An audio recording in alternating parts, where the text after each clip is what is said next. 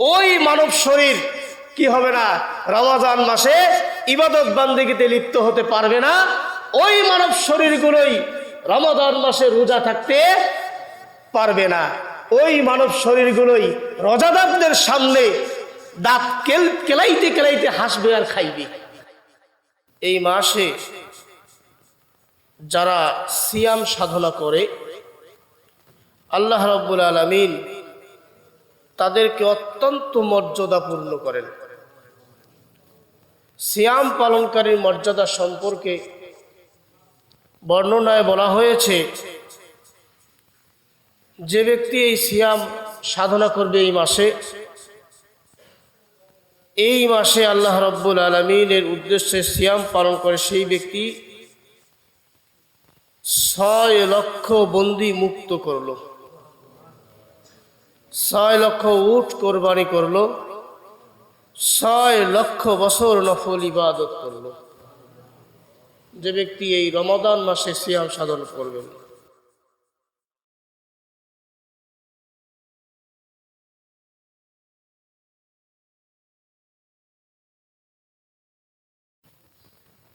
সম্মানিত মুআজ্জাজ হাজিরিন,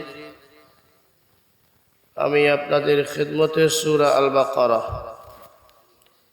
এর 183 নম্বর আয়াত তেলাওয়াত করেছি। আল্লাহ তাআলা তৌফিক দান করলে ইনশাআল্লাহ এই বিষয়ে আলোচনা করার চেষ্টা করব। আল্লাহ তাআলা আমাদেরকে আমলের নিয়াতে আলোচনা শোনার এবং তদনুযায়ী আমল করার তৌফিক দান করুন। সকল বলি আল্লাহুম্মা আমিন। সম্মানিত হাজিরিন, আজকে আলোচনা করা হবে ইনশাআল্লাহ রমাদান মাসের প্রস্তুতি নিয়ে। কি নিয়ে বলেন তো? রমাদানের প্রস্তুতি নিয়ে আলোচনা হবে। রমজান মাস আসলে পরে আমাদের কি করা দরকার, কি কাজ করতে হবে না হবে। এই পবিত্র রমাদান মাস বান্দাদের জন্য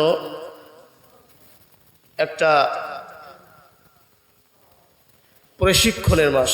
কিসের মাস? প্রশিক্ষণের মাস। বান্দা এই মাসে প্রশিক্ষণ নেবে, আর বাকি 11টা মাস এই প্রশিক্ষণ অনুযায়ী জীবন চালাবে। যেমন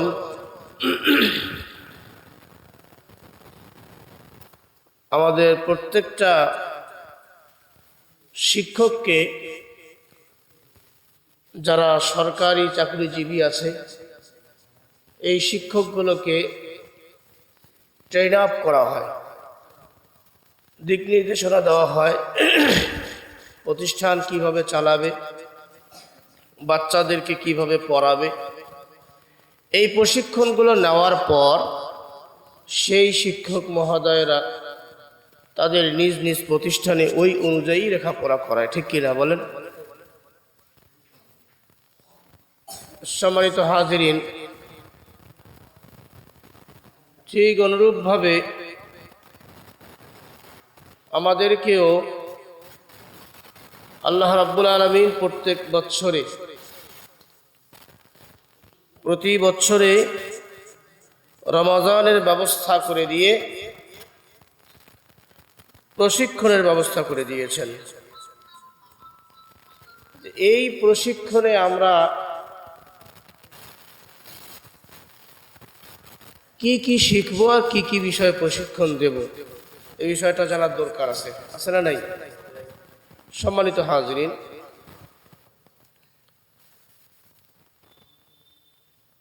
রমাদান মাস আগমনের পূর্বে শাবান মাসের শেষ প্রান্ত যখন উপনীত হয়, অর্থাৎ আমরা যে সময়ে আছি এই সময়ের মধ্যে রাসূল সাল্লাল্লাহু আলাইহি ওয়াসাল্লাম সাহাবাদের উদ্দেশ্যে একটা ভাষণ প্রদান করেছেন। এই ভাষণে তিনি বলেন, হে লোক সকল, একটি মহান মাস তোমাদের সামনে তোমাদের উপরে ছায়াপাত করতে যাচ্ছে। এই মাসের দিনের মধ্যে না খেয়ে থাকাটাকে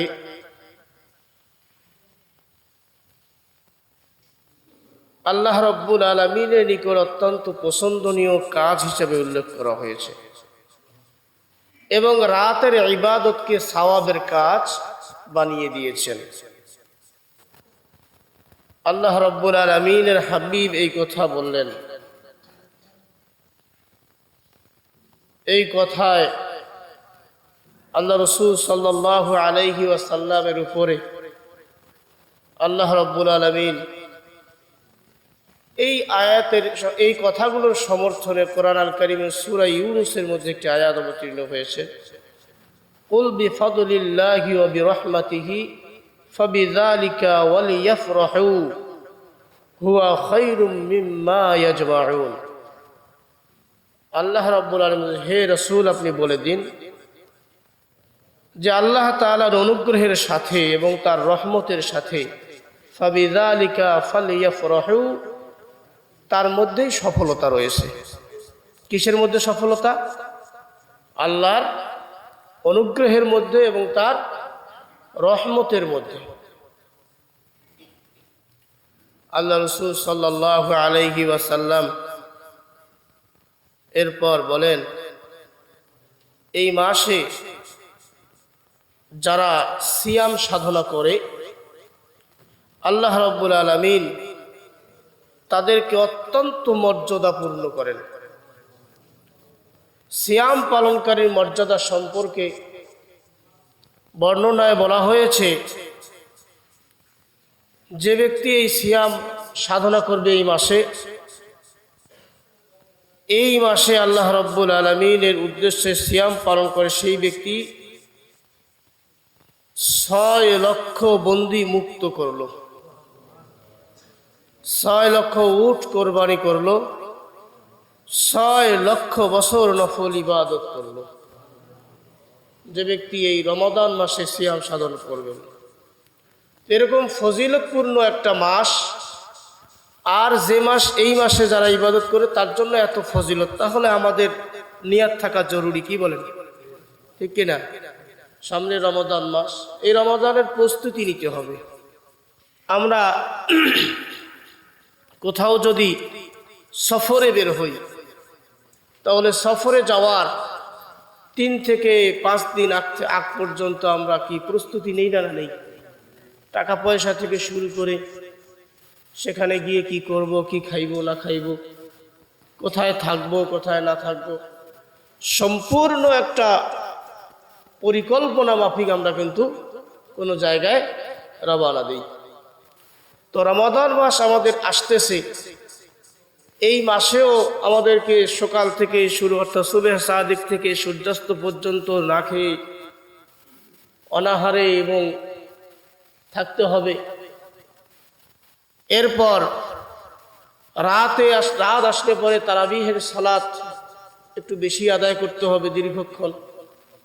যারা খতমে কোরআন নিয়ে তারাবি পড়বে তাদের সময় একটু বেশিই লাগবে। এই যে একটা প্রস্তুতির ব্যাপার আছে, ইবাদত বান্দেগি কত কিছু করব না করব, একটা প্রস্তুতির ব্যাপার আছে না নাই? আছে। সম্মানিত হাজিরিন, এই রমাদান মাস হইতেছে একটা বরকতময় মাস। এই মাসে যদি কোনো ব্যক্তি একটা নফল ইবাদত করে, অন্য মাসের একটা ফরজ ইবাদত করার সমান সওয়াব তার আমলনামায় আসবে।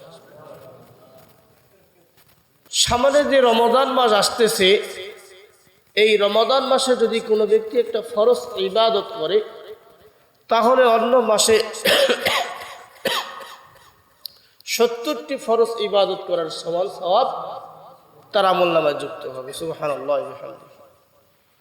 তাহলে এত বরকতপূর্ণ একটা মাস, তো এখন চিন্তা হয় আল্লাহ রাব্বুল আলামিন বলেছেন, ইন্নাশ শাইতানা লাকুম আদুউম মুবিন, শয়তান হচ্ছে তোমাদের প্রকাশ্য শত্রু। শয়তান কখনো চাবে না যে আল্লাহর বান্দাগণ আল্লাহর ইবাদত করে আল্লাহর সন্তুষ্টি অর্জন করুক। এটা কে চায় না বলেন? শয়তান কখনো চায় না। সাধারণ দৃষ্টিকোণ থেকে যদি আপনি আমি হিসাব করি, এই যে নির্বাচনে গতকাল আমরা সারাদিন আমাদের এলাকায় ভোট চলেছে, আমরা গিয়ে গিয়ে ভোট দিয়েছি। এক একজন এক একটা দলের সমর্থক আমরা আছি, এখানেই উপস্থিত আছি, ঠিক কিনা? হ্যাঁ, যদিও আমাদের পারিবারিক কোনো দ্বন্দ্ব না থাক, তারপরেও কিন্তু আমরা এক একটা সমর্থক এক একজনের প্রতিদ্বন্দ্বী। কি বলেন? হয় না হয়? হ্যাঁ, মনে মনে আমরা যে দলের যে সমর্থক আছি, সর্বদাই কামনা বাসনা চিন্তা চেতনা ছিল আমার দলের মার্কায় যেন বেশি ভোট হয় বা ভোট দেয়। আমার প্রতিদ্বন্দ্বী যিনি, সর্বদাই আমার মন চাইছিল যে আমার প্রতিদ্বন্দ্বী বিজয় লাভ করিবে না পরাজয় লাভ করিবে? হ্যাঁ, পরাজয় লাভ করে, মানে ও যেন পরাজয় হয়, পরাজিত হয়। যদিও আমাদের পারিবারিক কোনো দ্বন্দ্ব নাই, জমি জায়গা নিয়ে কোনো মামলা হামলা নাই, তারপরেও কিন্তু আমরা এক একটা কি প্রতিদ্বন্দ্বী। কেউ চাই না যে ওই ব্যক্তিটা হোক, আমরা সকলেই চাই ও ব্যক্তির ভোট কিভাবে নষ্ট হয়। কি বলেন?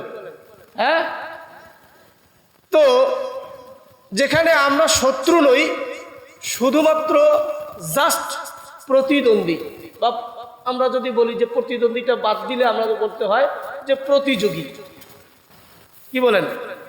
আমরা প্রতিযোগী বলি যে এই যে আমরা প্রতিযোগিতা করতেছি, একটা সমর্থক আর একটা সমর্থককে চায় না যে তার দল জয়লাভ করুক। সেখানে আল্লাহ তাআলা শয়তানকে বান্দাদের জন্য আদুউম মুবিন বলেছেন, প্রকাশ্য শত্রু বলে আখ্যায়িত করেছেন।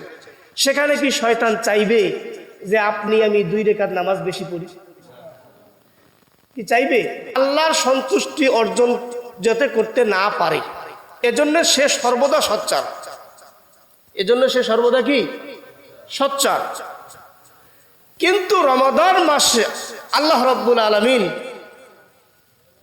হাদিসে কুদসির মধ্যে পাওয়া যায়, আল্লাহ রাব্বুল আলামিন বলেছেন, আস-সাওমু লি ওয়া আনা আজজি বিহি।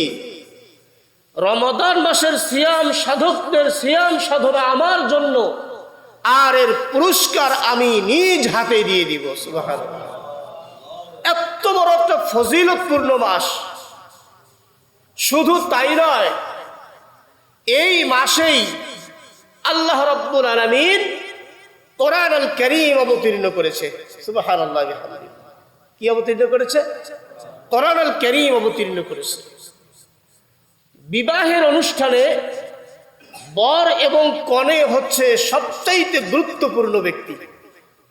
এমন কোন বিয়ার অনুষ্ঠান আপনার জীবনে কিংবা আমার জীবনে অতীতে কি দেখেছি যে বর এবং কনে নাই কিন্তু বিয়ের অনুষ্ঠান হয়েছে? এরকম কোন অনুষ্ঠান আমরা আমাদের চোখে পড়েছে? কোন অনুষ্ঠানে এরকম দাওয়াত খেয়েছি যে আমরা বিয়ের দাওয়াত খাচ্ছি ঠিক, কিন্তু বর কনে নাই? কি পড়ছে? ভবিষ্যতেও কি পড়বে? পড়বে না। বিয়ের অনুষ্ঠানে বর এবং কনে হচ্ছে কি সবচেয়ে গুরুত্বপূর্ণ। কোন বরযাত্রী যদি চিন্তা করে যে আমার বর যেহেতু ঢাকায় আছে, তো তার মাস যেহেতু চাকরির শেষ হয় নাই, তো মাস ও শেষ করুক, আমরা বর ছাড়াই, বরযাত্রী বর ছাড়াই কনের বাড়িতে গিয়ে দাওয়াত টাওয়াত খেয়ে আসি, তারপর না হয় পরে বর যেয়া কনে নিয়ে আসবে। বলেন তো এই দাওয়াত কি খাইতে পারবেন? সম্ভব? সম্ভব নয়। আবার মনে করলে যে বিয়ের দিনে হঠাৎ করে বর অসুস্থ হয়ে গেছে, চিন্তা করলেন যে বাবা তুই যেহেতু অসুস্থ হইছিস না, তুই থাক, আমরা যাই।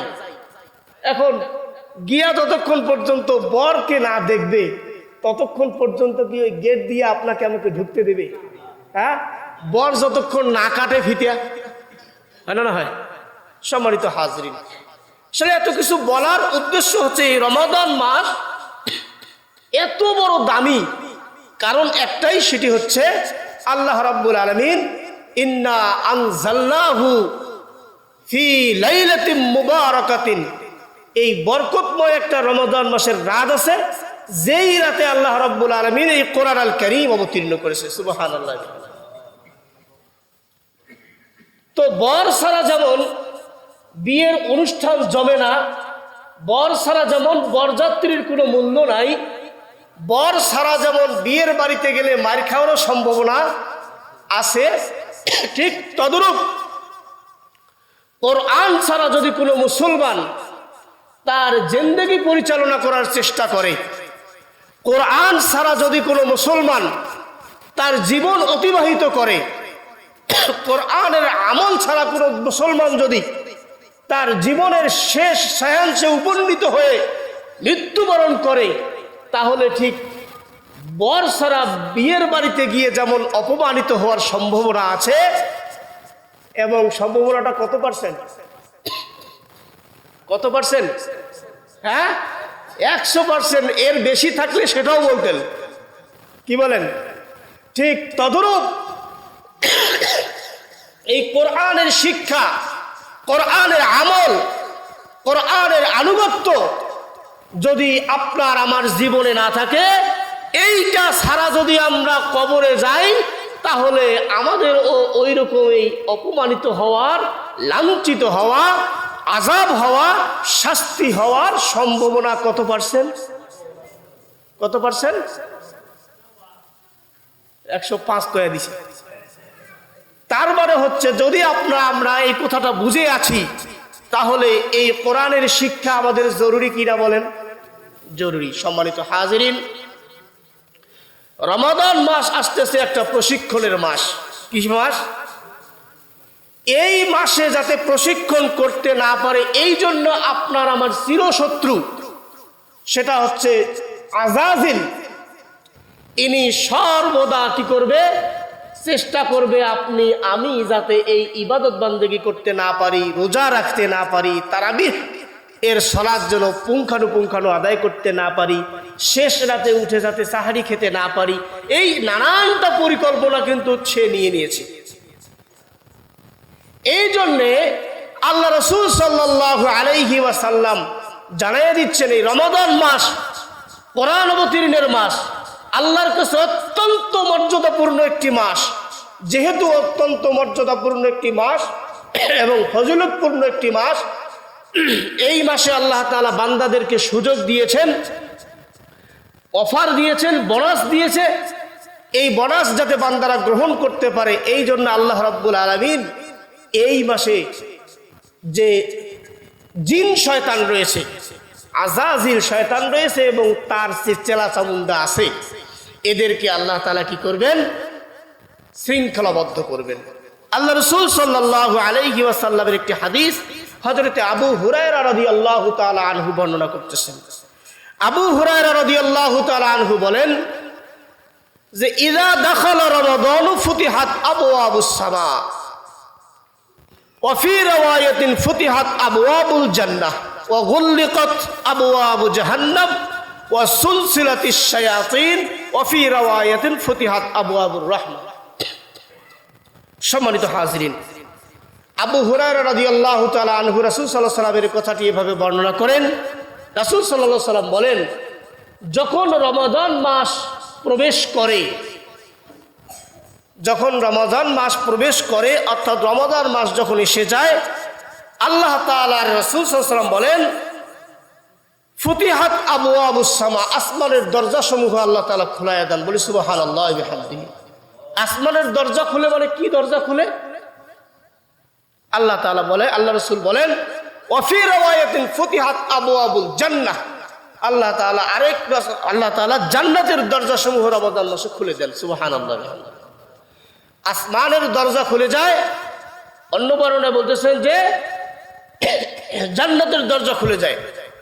আর কি হয়? গুল্লিকাত আবওয়াবুন নার, জাহান্নামের দরজাগুলোকে আল্লাহ তাআলা বন্ধ করে দেন। সুবহানাল্লাহি বিহামদিহি। জান্নাতের দরজা খোলা, জাহান্নামের দরজা বন্ধ।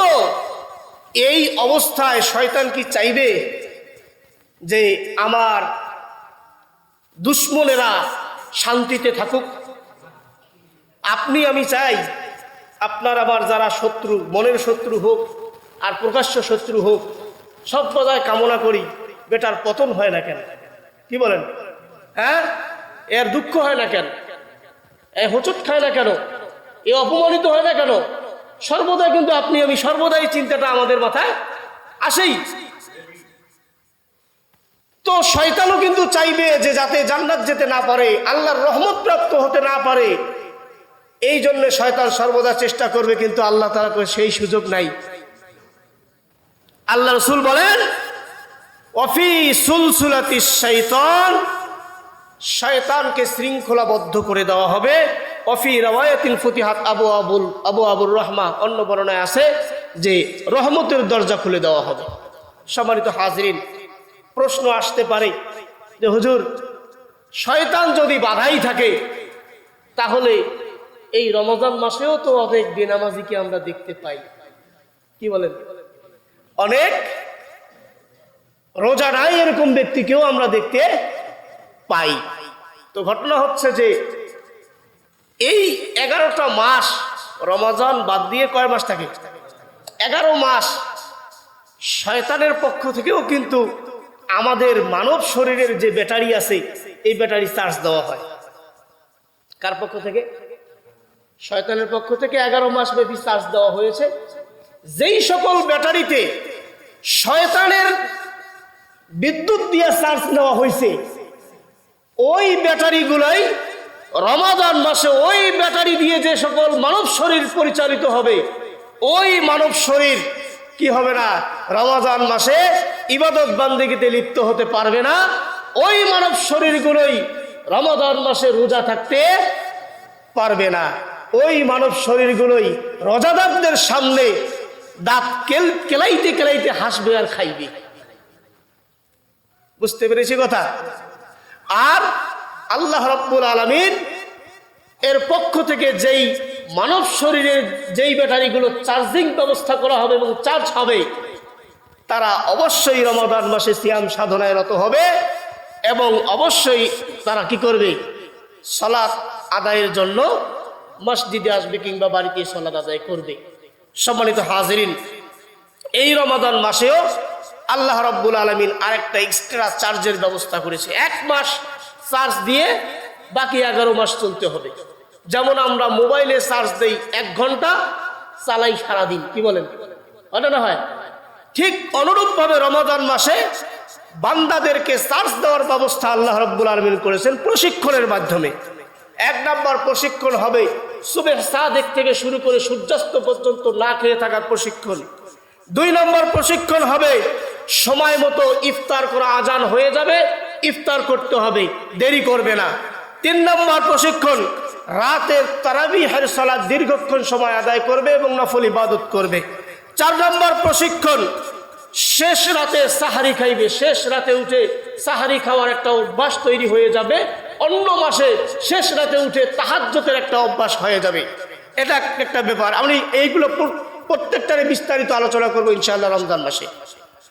এরপর ইতিকাফের মাধ্যমে মরিও না মরার ভান করে পৃথিবী থেকে মায়া ত্যাগ করে সংসার ত্যাগ করে বৈরাগ্য মাত্র 10 দিনের জন্য বৈরাগ্য জীবন যাপন করে বুঝবে যে এই পৃথিবী থেকে আমি চলে গেলে আমার সংসার চলবে কিনা, এই পৃথিবী থেকে আমি চলে গেলে আমার বাচ্চা কাচ্চা চলবে কিনা, এই 10 দিনের প্রশিক্ষণের মাধ্যমে সে বুঝতে পারবে। এরপর 6 নম্বর প্রশিক্ষণ হচ্ছে তার লাইলাতুল কদরে বেশি বেশি করে কি করবে? ইবাদত করবে। লাইলাতুল কদর নামে একটি রাত তালাশ করতে হবে। তা আল্লাহর অনুগ্রহ কিভাবে তালাশ করতে হয় সেটার একটা প্রশিক্ষণ হবে। 6 নম্বর প্রশিক্ষণ হচ্ছে ইতিকাফের মাধ্যমে লাইলাতুল কদর, এটি 5 নম্বর 6 নম্বর। আর 4 নম্বর 5 নম্বর 6 নম্বর প্রশিক্ষণ হচ্ছে ফিতরা আদায়ের মাধ্যমে, অর্থাৎ নিজের জানের চাইতে মালের মোহব্বত বেশি থাকে, এই মালকে ব্যয় করার একটা প্রশিক্ষণ হবে। এই প্রশিক্ষণগুলো যাতে দিতে পারি, এই জন্য আল্লাহ রাব্বুল আলামিন শয়তানকে বন্দী করেছে। যেহেতু শয়তানকে বন্দী করা হবে, সেহেতু আমাদেরকেও এই আমলগুলো, এই প্রশিক্ষণগুলো পালন করার নিয়াত করা জরুরি কিনা বলেন? জরুরি।